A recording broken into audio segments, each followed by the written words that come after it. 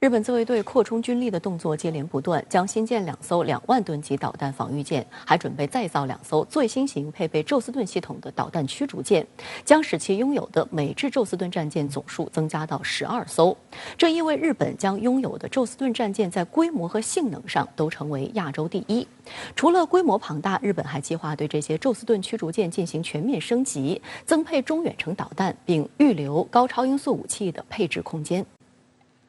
日本将新建2艘2万吨级超级战舰，号称专门负责导弹防御任务，以替代被取消的陆基宙斯盾导弹防御系统。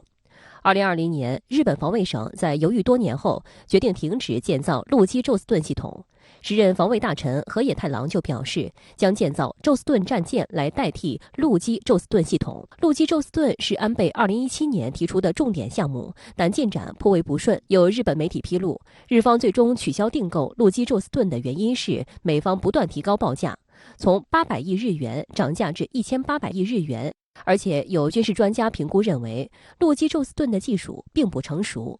新宙斯盾舰的排水量令日本舆论感到意外。据悉，新舰预计长约210米，宽小于40米，满载排水量可能高达2.6万吨，与日本自卫队目前最大的出云基本相当。如果方案实施，将成为自卫队排水量最大的非直通甲板主力战舰。日本朝日新闻指出，海上自卫队这次宣布建造的2艘2万吨级宙斯盾舰堪比出云级，甚至有自卫队内部人员将其称之为令和版大和舰，后者排水量超7万吨，是史上最大型的战列舰。有日本媒体质疑，防卫省建造如此巨舰是对标中国的055万吨大驱。日本防卫省则解释称，新舰将沿用陆基宙斯盾系统 SPY-7 雷达，它比目前宙斯盾战舰使用的 SPY-1D 系列雷达更重，为使重心平衡，需要加大船体，而且新舰主要用于长时间海上反导警戒，大型化有利于减轻海上摇摆以及增加自持力时间。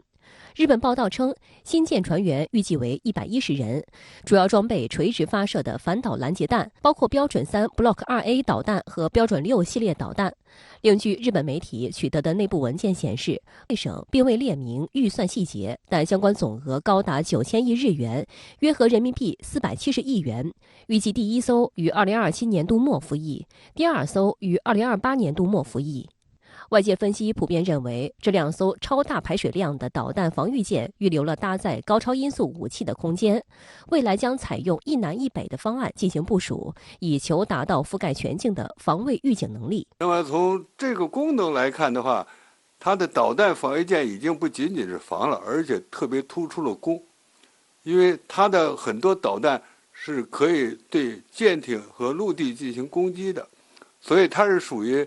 攻防一体的超大型的水面舰艇。根据日本安保3个文件，日本发展超远型的这种攻防一体的大排水量的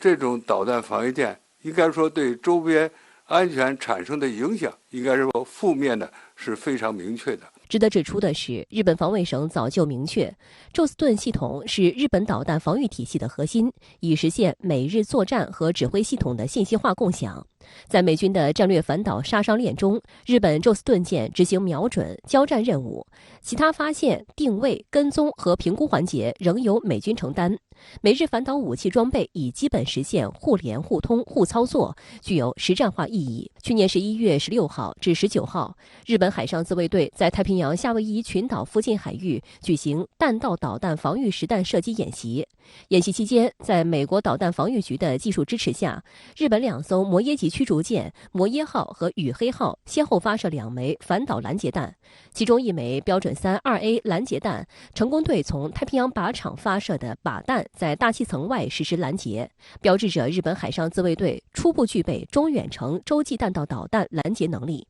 此外，美国海军情报网站还披露，除了2艘2.6万吨级的超级战舰，日本还计划建造另外2艘宙斯盾舰，使日本海上自卫队拥有的美制宙斯盾战舰总数从目前的8艘增加到12艘。这也意味着日本将拥有亚洲规模最庞大、性能最先进的宙斯盾舰队，甚至超过了驻日本的美国海军第7舰队的9艘，比将接受第6艘宙斯盾舰的韩国海军多1倍。日本防卫省还拿中国威胁论说事，宣称考虑到未来与中国可能发生的武装冲突，有必要增加宙斯盾驱逐舰的数量，以保护舰队免受中国反舰导弹的袭击。除了规模庞大，日本还计划对这些宙斯盾驱逐舰进行全面升级，继续强化防空和反导能力。日本在2023财年的防务预算包括了采购美制标准6拦截导弹的资金，该导弹将作为未来日本宙斯盾驱逐舰上的主力武器。